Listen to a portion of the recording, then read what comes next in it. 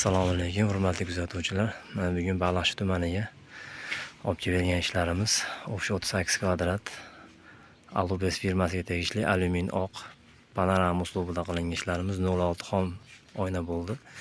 Kichkina ko'zlar hammasi 0 tonli oyna bo'ldi. O'sha 3 ta oraliq bo'lgan, o'sha oraliqlarimiz katta oraliqlardan. Hammasida bittadan bir qanot eshigi bor, ikkitadan ochilishlari bor.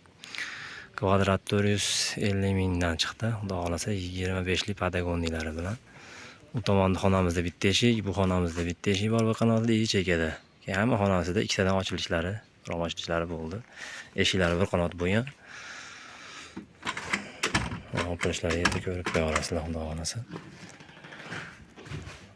Oshirmoqchilarni to'rttadan qo'yib berdik. Tashlab olmaslik uchun 25 lik tayfa patagonlarda chiroyli qilib, xudo xolasa qo'yib berganmiz.